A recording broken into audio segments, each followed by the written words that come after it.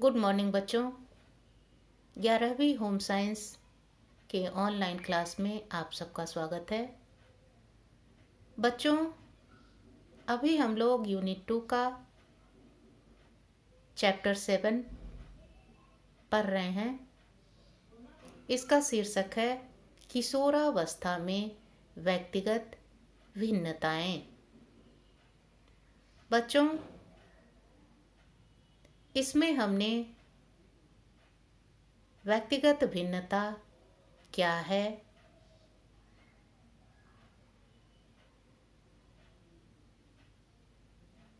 दो समान लिंग के व्यक्तियों में किस प्रकार की भिन्नता पाई जाती है, एक ही आयु वर्ग के समलिंगीय अथवा विषम लिंगियों में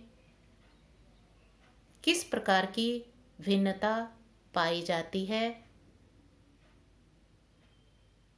व्यक्तिगत भिन्नता के लिए कौन कौन से कारक जिम्मेदार हैं, इन सब के बारे में विस्तार से पढ़ा। आज हम लोग इसी चैप्टर का क्वेश्चन आंसर करेंगे। सबसे पहले अति लघुत्तरीय प्रश्न यानी वैसे प्रश्न जिनका उत्तर या तो हाँ या ना में लिखना है या सही या गलत का टिक लगाना है अथवा खाली स्थान को भरकर देना है। तो सबसे पहले हम लोग ऐसे प्रश्नों के उत्तर देंगे जिसका जवाब यदि सही है तो सही का निशान लगाएंगे और यदि गलत है तो गलत का निशान लगाएंगे। इसमें पहला प्रश्न है, हर व्यक्ति एक दूसरे से भिन्न होता है। यह सही है, इसलिए यहाँ हम सही का निशान लगाएंगे। दूसरा है, एक ही परिवार के जुड़वा बच्चे एक समान होते हैं। इसका उत्तर गलत है, क्योंकि जुड़वा होने के बावजूद भी उनमें थोड़ी बहुत भिन्नता होती है, इसलिए यहाँ हम गलत का निशान लगाएंगे। तीसरा प्रश्न है, जीन्स द्वारा माता पिता के गुण बच्चों में आते हैं। यह सही है, इसलिए यहाँ हम सही का निशान लगाएंगे। चौथा प्रश्न है, वातावरण का कोई कार्य व्यक्तित्व निर्माण में नहीं है।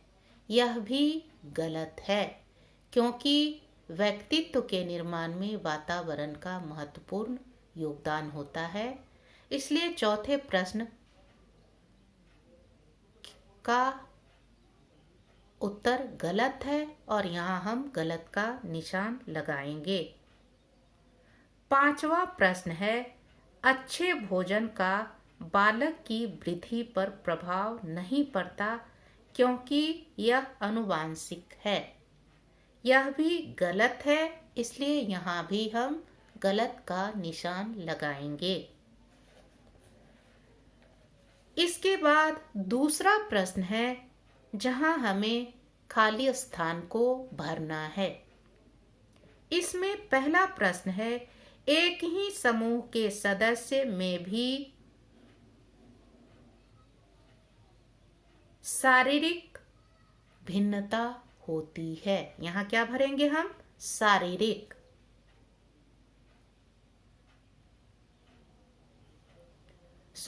इसको फिर से देखेंगे। पहला प्रश्न है, एक ही समूह के सदस्य में भी शारीरिक, मानसिक, सामाजिक भिन्नताएं होती है। अर्थात हमको खाली जगह में भरना है शारीरिक, मानसिक, सामाजिक भिन्नताएं। दूसरा प्रश्न है, व्यक्तिगत भिन्नता को प्रभावित करने वाले वंशानुक्रम व वातावरण कारक हैं। अर्थात यहाँ हमको खाली स्थान में भरना है वंशानुक्रम एवं वातावरण। तीसरा प्रश्न है, माता पिता के गुण, इसमें होगा खाली स्थान में जीन्स द्वारा बालकों में आते हैं। अर्थात माता पिता के गुण जीन्स द्वारा बालकों में आते हैं। अर्थात यहाँ खाली स्थान में हमको जीन्स भरना है। चौथा प्रश्न है, अच्छा डैश ना लेने से वृद्धि रुक जाती है। यहाँ खाली स्थान में होगा भोजन। अच्छा भोजन ना लेने से वृद्धि रुक जाती है। उसके बाद पांचवा है, परिवार का डैश स्तर भी उसके व्यक्तित्व पर प्रभाव डालता है। यहाँ होगा परिवार का आर्थिक स्तर भी उसके व्यक्तित्व पर प्रभाव डालता है। अर्थात रिक्त स्थान में हमको आर्थिक भरना है। इसके बाद प्रश्न का उत्तर हमें हाँ अथवा ना में देना है। यह भी एक ही नंबर का प्रश्न है। इसमें पहला प्रश्न है, पूर्व बाल्यावस्था में बुद्धिमान बालक लंबे होते हैं। इसका उत्तर हाँ होगा। वास्तव में पूर्व बाल्यावस्था में बुद्धिमान बालक लंबे होते हैं। दूसरा प्रश्न है, प्राक परिपक्व लोकप्रिय नहीं होते।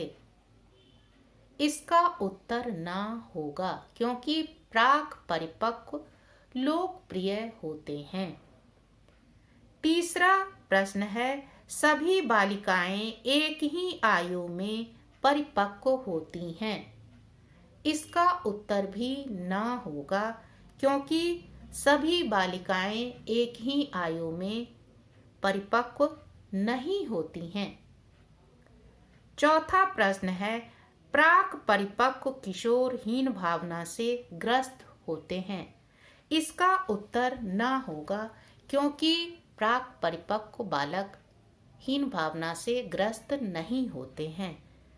पांचवा प्रश्न है, मित्रों का प्रभाव परिवार से भी अधिक होता है। इसका उत्तर हाँ होगा।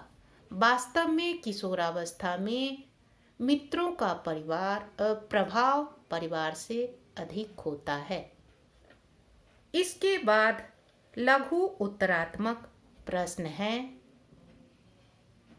इसमें पहला प्रश्न है, व्यक्तिगत भिन्नता की परिभाषा लिखिए। इसका उत्तर होगा, व्यक्तिगत भिन्नताएं वे भिन्नताएं हैं जिनके कारण एक ही समूह के सदस्य एक दूसरे से शारीरिक, मानसिक एवं सामाजिक गुणों में भिन्न होते हैं।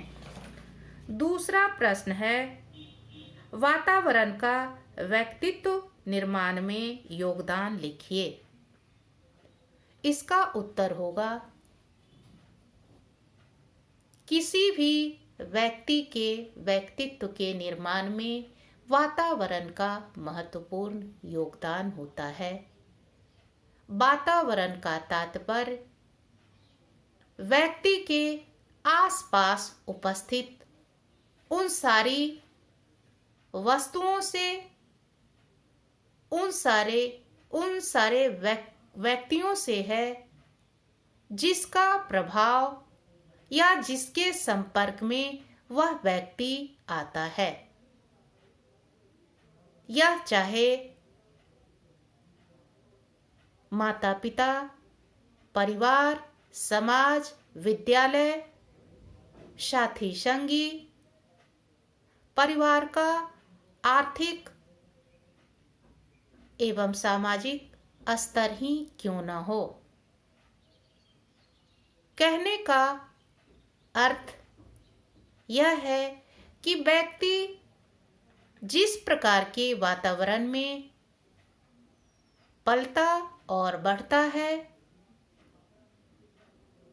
उसका व्यक्तित्व उसी वातावरण के अनुकूल निर्मित होता है।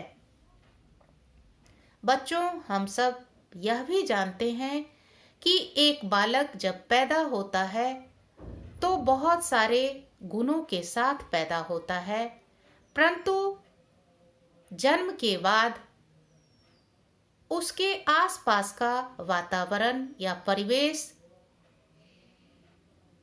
उसके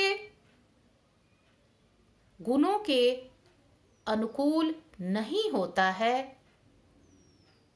तो ऐसी अवस्था में उसका जन्मजात गुण भी सही प्रकार से विकसित नहीं हो पाता है। उदाहरण के लिए, एक बालक जिसका परिवार आर्थिक रूप से काफी संपन्न है, या एक बालक जिसके आसपास का सामाजिक माहौल अच्छा और स्वस्थ है, उस माहौल में पलने और बढ़ने वाला बालक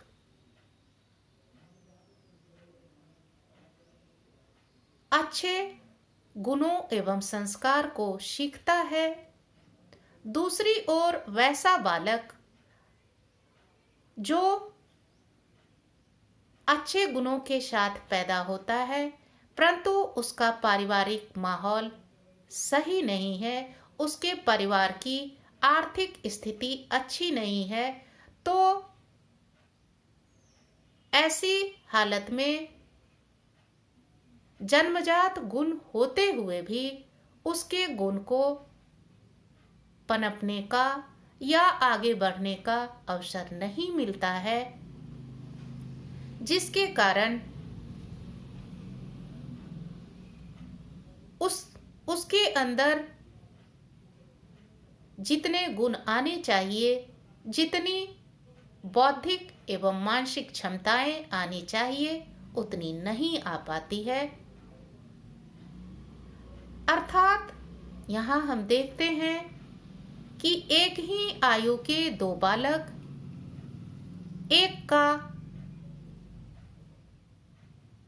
एक को अच्छे वातावरण में पलने और बढ़ने का मौका मिलता है और दूसरे को सही वातावरण नहीं मिल पाता, तो एक ही आयु के होते हुए भी उन दोनों के व्यक्तित्व में, उन दोनों के गुणों में बहुत सारी भिन्नताएं आ जाती है, बहुत सारे अंतर देखने को मिलते हैं। धन्यवाद।